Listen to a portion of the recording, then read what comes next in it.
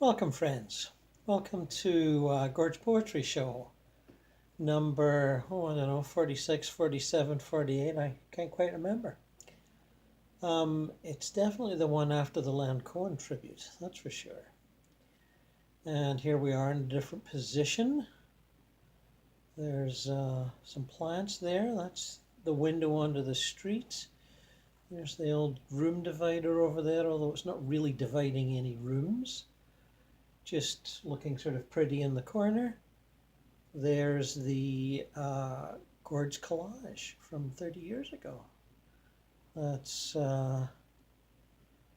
landscape by Constable, a watercolor landscape by Constable, and a photograph of a slightly portly man looking at Duchamp's The Bright Strip Bare by Her Bachelors, even in the Philadelphia Art Museum.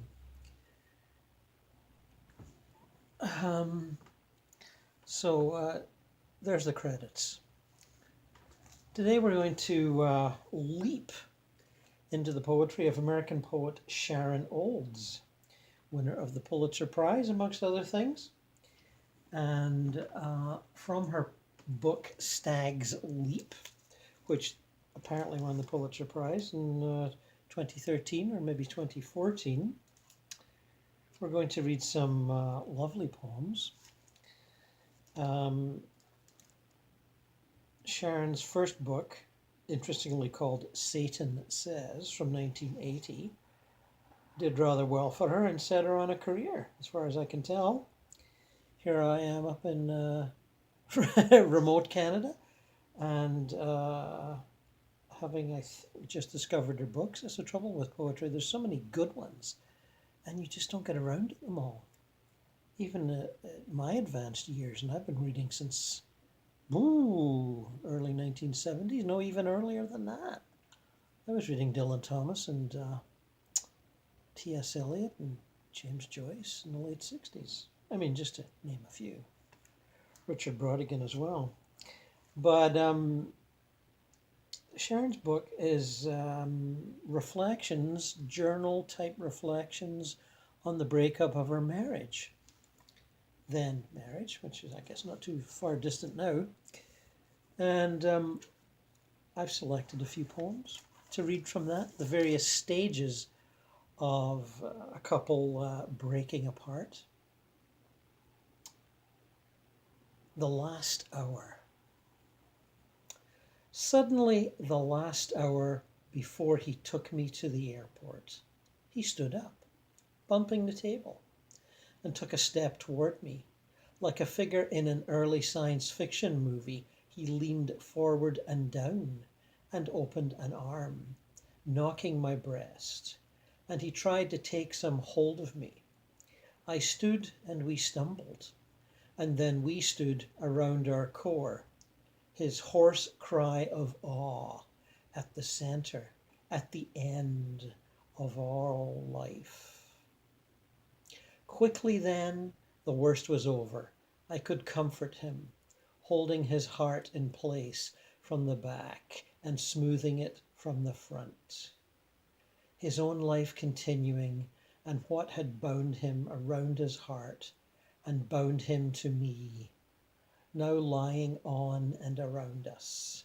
Seawater, rust, light, shards, the little eternal curls of Eros, beaten out straight.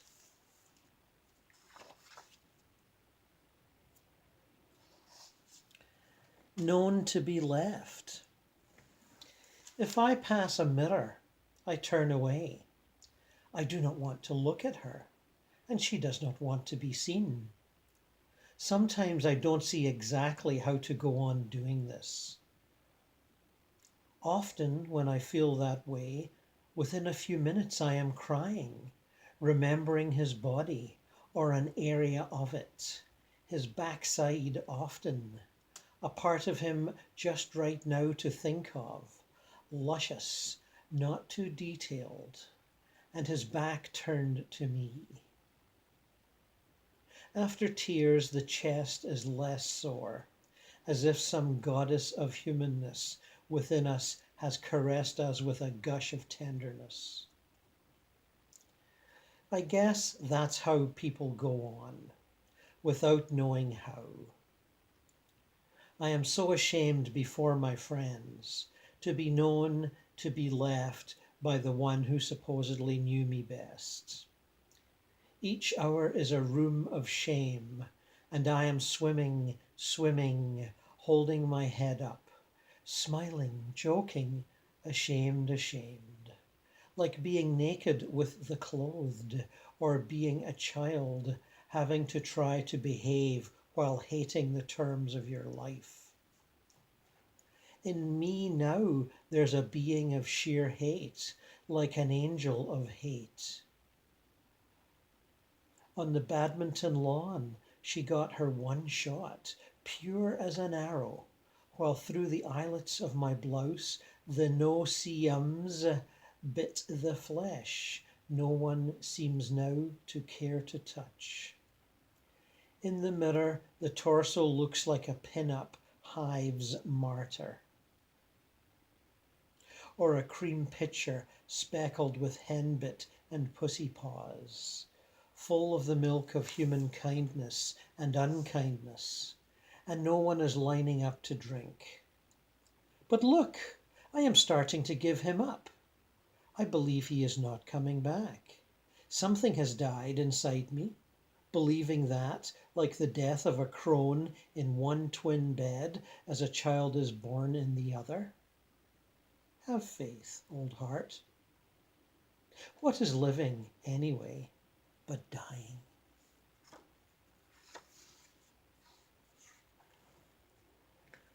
Pain I did not. When my husband left, there was pain I did not feel, which those who lose the one who loves them feel.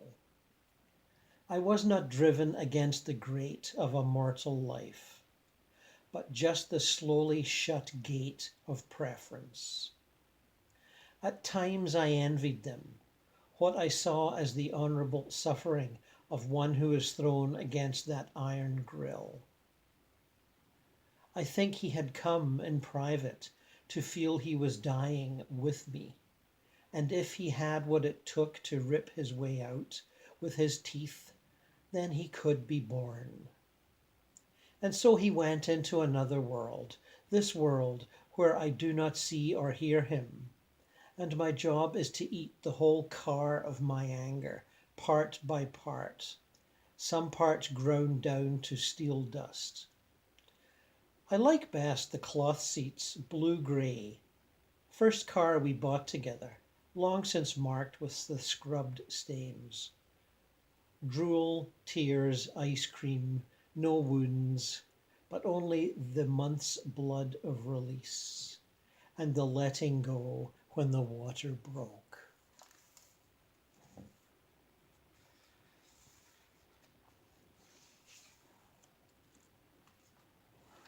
Running into you, seeing you again after so long, seeing you with her and actually almost not wanting you back, doesn't seem to make me feel separate from you.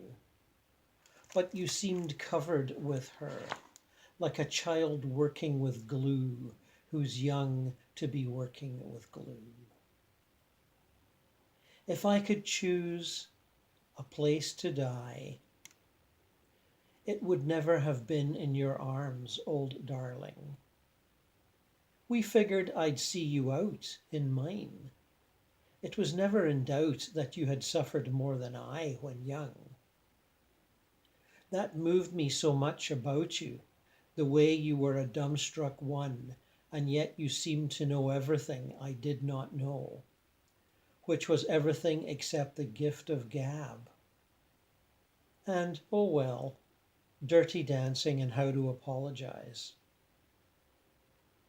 When I went up to you two at the art opening, I felt I had nothing to apologize for. I felt like a somewhat buoyant creature with feet of I don't know what, recovered from sorrow, which held me nicely to the gallery floor, as to the surface of a planet, some lunar orb once part of the earth.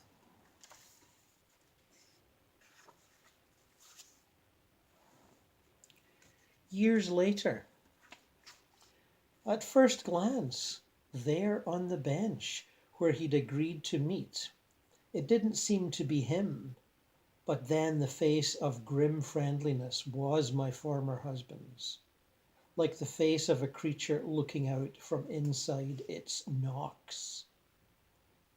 No fault, no knock. Clever nut of the hearing aid hidden in the ear I do not feel I love anymore. Small bandage on the cheek peopled with tiny lichen from a land I don't know. We walk. I had not remembered how deep he held himself inside himself. My fun for 32 years to lure him out. I still kind of want to, as if I see him as a being with a baby paw caught. His voice is the same, low, still pushed around the level bubble in his throat. We talk of the kids, and it's as if that will never be taken from us. But it feels as if he's not here. Though he's here, it feels as if for me. There's no one there, as when he was with me. It seemed there was no one there for any other woman. For the first 30 years. Now I see I've been hoping, each time we meet, that he would praise me for how well I took it. But it's not to be. Are you as happy as you thought you'd be, I ask. Yes, and his smile is touchingly pleased. I thought you'd look happier, I say. But after all, when I am looking at you, you're with me. We smile. His eyes warm a moment with the accustomed shift, as if he's turning into the species he was for those 30 years. And turning back. I glanced toward his torso once, his legs. He's like a stick figure now, the way, when I was with him, other men seemed like Ken dolls, all clothes. Even the gleam of his fresh wedding ring is no blade to my rib. This is married Ken. As I walk toward his street, I joke, and for an instant he's alive toward me, a gem of sea of pond in his eye. Then that retreat into himself, which always moved me, as if there were a sideways gravity in him, toward some vanishing point. And no, he does not want to meet again in a year when we part. It is with a dry bow and a goodbye. And then there is the spring park, damp as if freshly peeled. Sweet greenhouse, green cemetery with no dead in it. Except in some shaded woods, under some years of leaves and rotted cones, the body of a warbler, like a whole note fallen from the sky. My old love for him, like a songbird's rib cage, picked clean.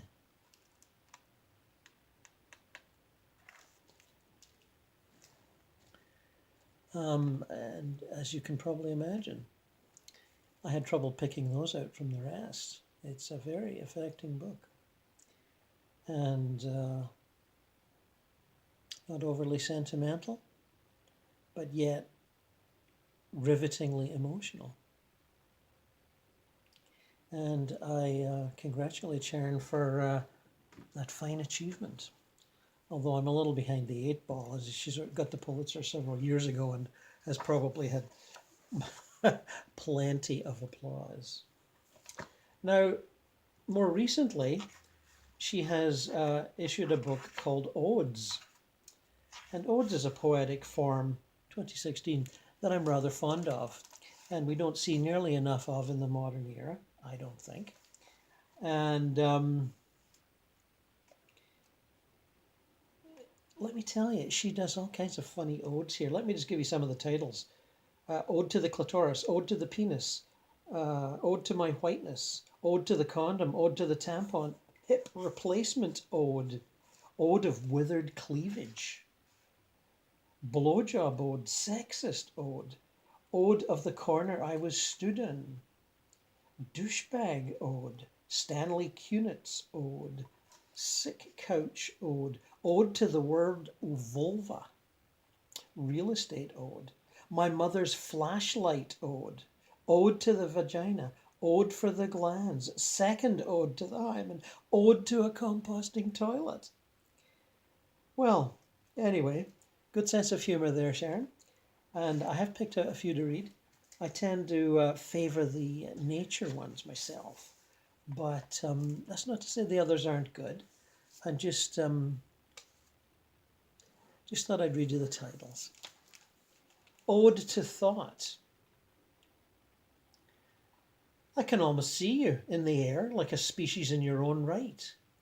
I'd thought you were something I made when I was in my room, alone with my scissors, scotch tape and paper. And you were there, doing God knows what, while I cut, moving my jawbones in tune with the blades. Were you using your words or playing with your alphabets, or less fettered than that, just scooting your protons and neutrons and electrons around? I know you were something between an electric current and a wave, in grey and white brain flesh. Oh, thought, you were inside me, but it didn't seem so. I thought of you in a skirt of dazzle, flying.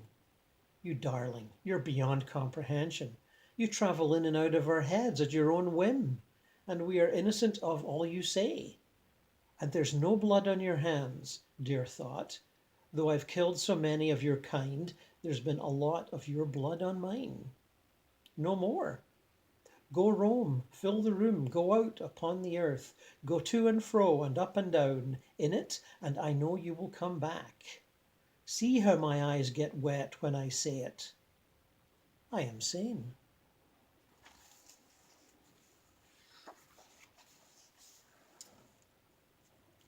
You'll have a glass of water before the next one.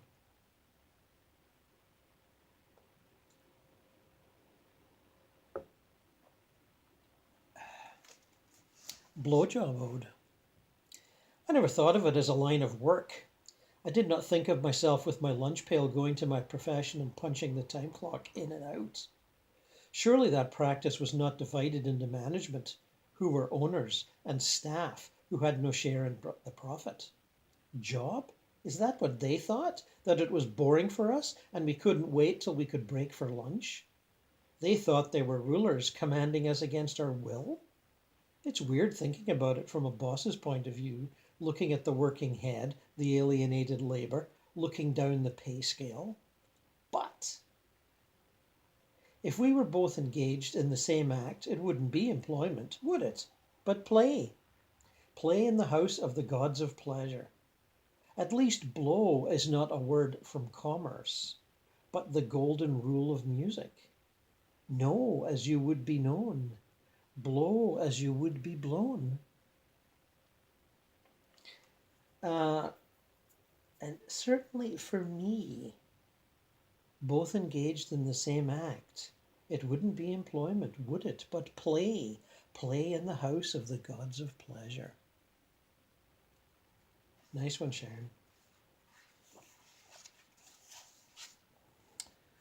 Real estate ode. My bookmarks are falling out. If the pyramid at Giza were Bleecker and LaGuardia, the base would extend down to West Broadway in Spring, and across Spring to Mercer, and up Mercer to Bleecker, and across Bleecker to LaGuardia, sloping up on four sides to its peak, the height of a skyscraper on Spring and Varick. It would be the home of one person, one dead person, and of others made dead to keep him company in his deadness, and the home of a GNP of plunder, mined from the earth and from the lives of the miners, and it would be solid, except for the chamber of the hoarder, and it would weigh 13,224,000,000 pounds. A pharaoh, a university president, an executive officer chief, could slip his trousers underneath it at night, and they would come out very flat in the morning with a killer crease. Oh, I love that. That's great. Ode to Dirt. Dear Dirt, I am sorry I slighted you. I thought you were only the background for the leading characters, the plants and animals and human animals. It's as if I had loved only the stars and not the sky which gave them space in which to shine. Subtle, various, sensitive, you are the skin of our terrain, you're our democracy. When I understood I had never honoured you as a living equal, I was ashamed of myself, as if I had not recognised a character who looked so different from me. But now I can see us all, made of the same basic materials, cousins of that first exploding from nothing, in our intricate equation together. Oh, Dirt, help us find ways to serve your life, you who have brought us forth and fed us, and who at the end will take us in and rotate with us, and wobble and orbit.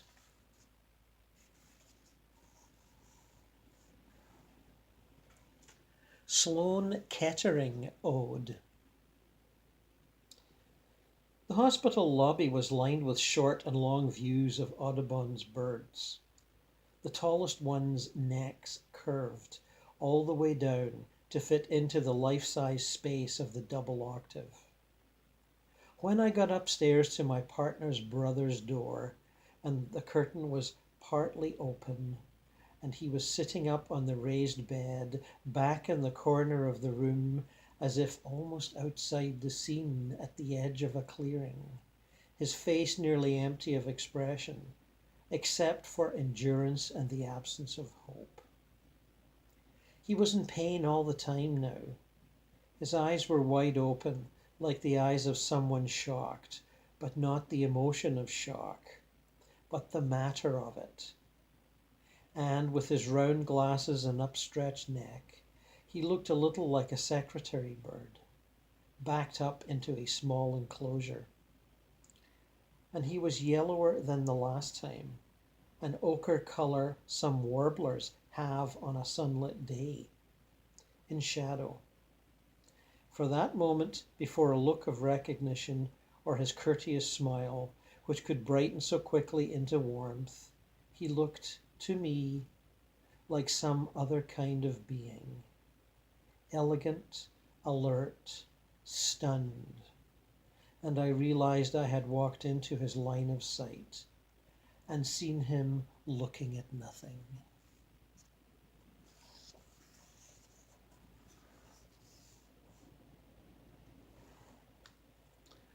O of multiple O's. I guess the only one that doesn't have the word ode in the title. I think so. O of multiple O's. What is greed? Excessive desire for getting or having, desire for more than one needs or deserves. But if a granary is full of grain and the water wheel is turning, why not pour out every golden room in turn?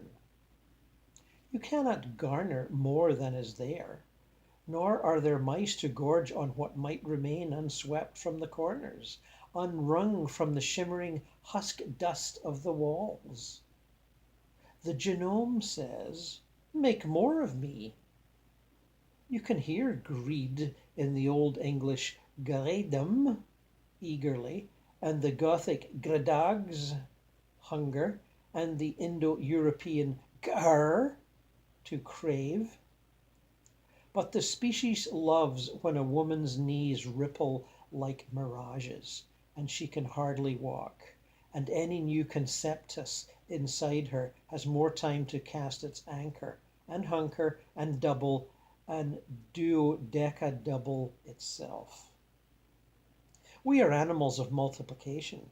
Our times tables love to have themselves out like orgasms, to the last decimal out at the curve of matter, where spirit free falls into a nothing so full, so arable, so satiable.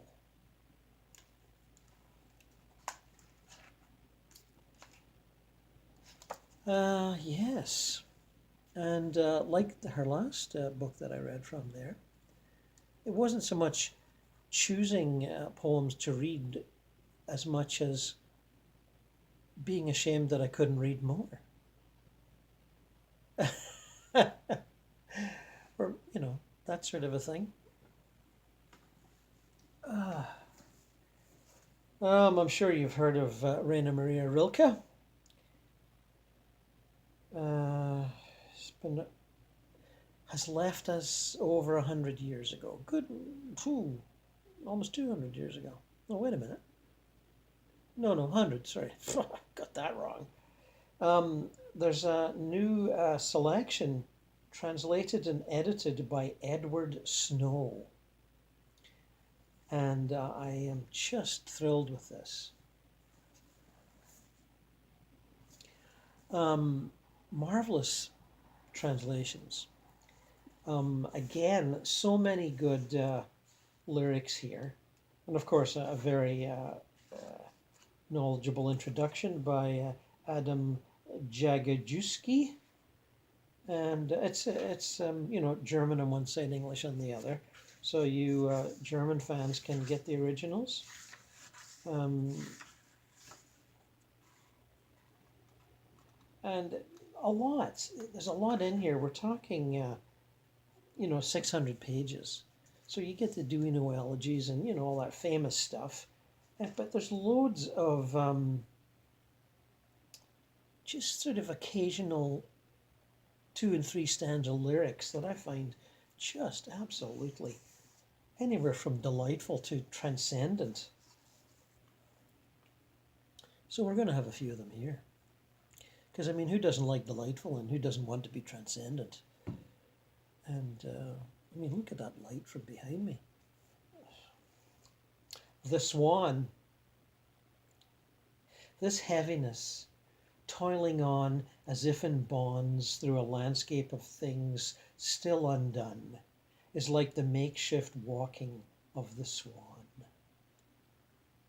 And dying, to feel slowly giving way that ground on which we daily stand, like his uneasy lowering of himself into the water, which received him gently, and which, so serene in its passing, withdraws beneath him, wave on wave, while he, infinitely still and sure, with ever greater confidence and kingship, and self-possession, deigns to glide.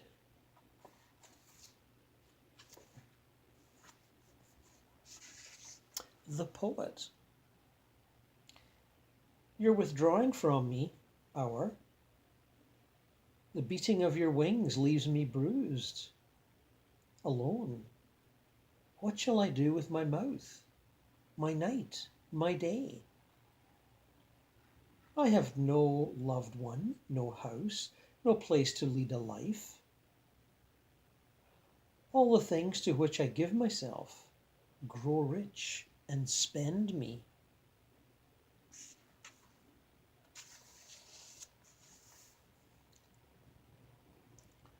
A woman's fate. Just as the king out on a hunt picks up a glass to drink from, anyone at all, and afterward its owner puts it away and guards it like some fabled chalice, so perhaps fate, who also thirsts, at times raised a woman to its lips and drank, whom then a small life, too much afraid of breaking her, locked away from use inside the tremulous glass cabinet in which its most precious things are kept, at least the things considered precious.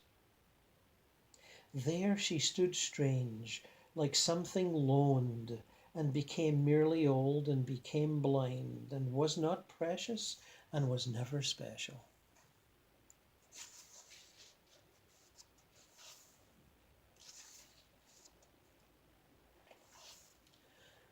going blind.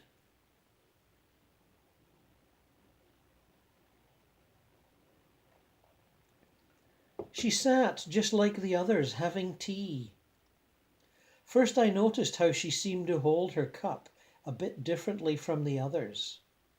She smiled once. It almost hurt.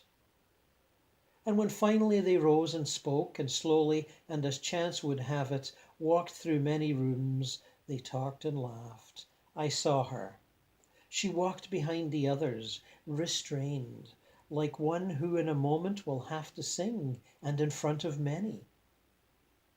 On her bright eyes that were rejoicing, light shone from outside, as on a pond. She followed slowly, and she needed time, as if something still were not surmounted, and yet as if, after a crossing over, she would be done with walking, and would fly.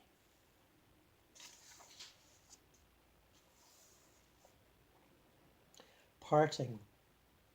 How I have felt the shape that parting takes. How I see it still, a dark, invincible, cruel something that holds out a fragile unity and offers it and tears it straight in two.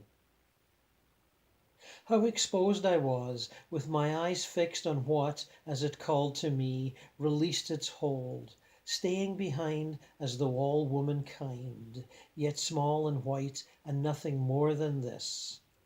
A waving, already no longer linked with me, a slight continuous waving, already almost inexplicable. Maybe a plum tree branch from which a cuckoo has hastily taken flight.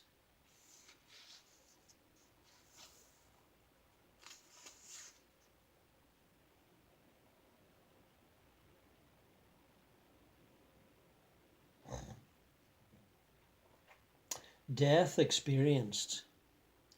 We know nothing of this going hence that so excludes us. We have no grounds for showing death amazement and love or hatred, since it wears the age-old mask of tragedy that hopelessly contorts it. The world is full of roles, which we still act. As long as we keep striving for acclaim, death also plays its part, though always badly. And when you went, a streak of reality broke in upon the stage through that fissure where you'd left. Green of real sunshine, real forests. We go on acting, fearful and reciting things difficult to learn, and thou and then inventing gestures. But your existence, withdrawn from us and taken from our play, sometimes can come over us, like a knowledge of that reality setting in, so that for a time we act life transported, not thinking of applause.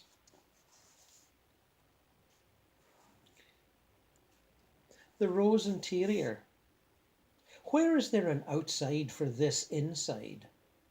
On what pane is linen like this placed? What skies find themselves reflected in the inland lake of these open roses, these blissfully unworried ones? See how neglectfully in all this looseness they relax, as if no trembling hand could ever spill them. They scarcely can contain themselves. Many let themselves fill up with inner space until they overflow and stream into the days, which keep on closing more and more completely, until all of summer becomes a room within a dream.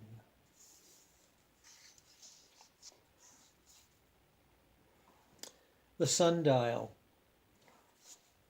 Seldom does a shadow of damp decay reach from the garden shadows, where the drops hear one another fall, and a migratory bird keeps calling, to the column, which stands in marjoram and coriander, and declares the summer hours. Only when the lady, whom a servant follows, in the wide-brimmed hat, bends down above its edge, does it grow shadowy and secretive. Or when a summer rain comes down from the sudden turbulence of high treetops, does it grow inactive. for it can't express the kind of time which then, in fruit and flower still lifes, briefly sets the white garden house aglow.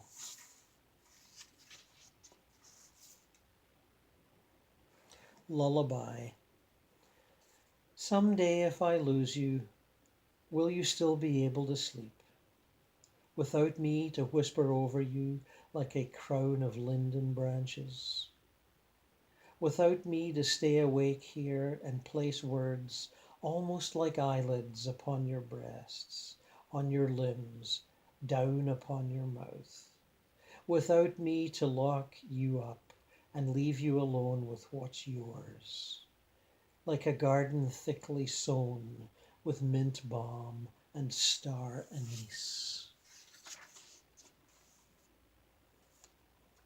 The Solitary.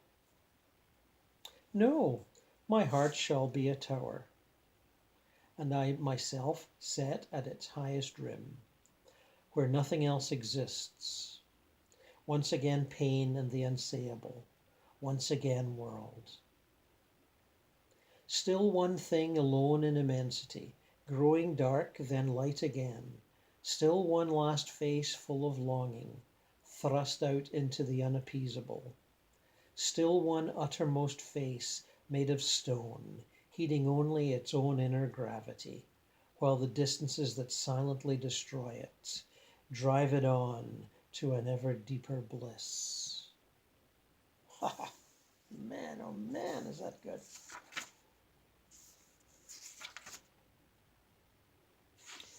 Buddha in Glory.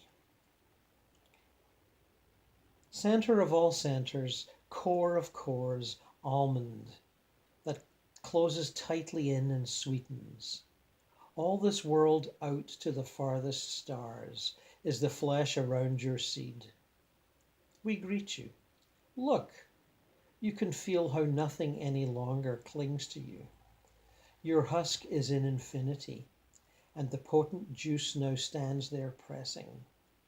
And from outside a radiance assists it, for high above, your suns in their full splendor have wheeled blazingly around.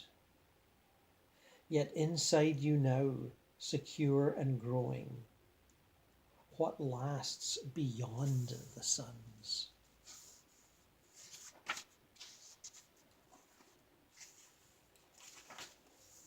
I just have to go back to that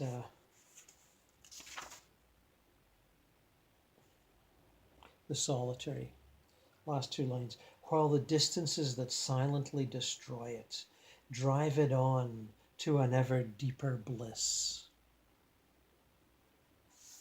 Marvelous stuff. Thank you, Rilke. And thank you, Edward Snow.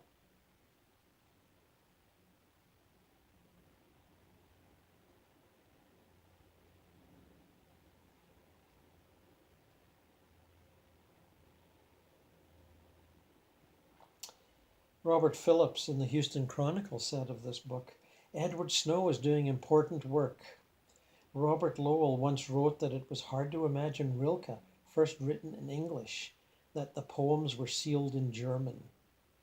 Well, Snow is unsealing them.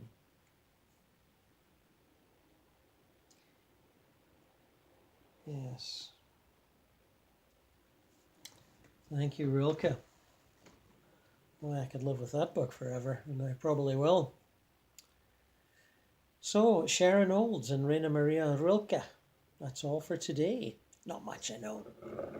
But sometimes it seems appropriate to devote the show to just one or two, three poets. Especially when poetry of such great quality arrives on my doorstep, as these did. Well, they should have sailed in on little rafts, basically, with two little, sort of paddled by two little gnomes. You know, one had a little golden head helmety thing on, and the other had, what was it, a sort of little ringlet of flowers around. It was quite remarkable. And this was in the mild spell before the snow we're getting now. And there they arrived, sort of just punted right up to the porch, and there they were. So I thought, this is fate's telling me something here. I need to release these barks of great beauty unto the world. And I'm certainly grateful for being able to do so. And certainly happy that you are listening in and enjoying. And so I bid you all farewell in this middle March snowstorm that we're having. Let's hope it's the last.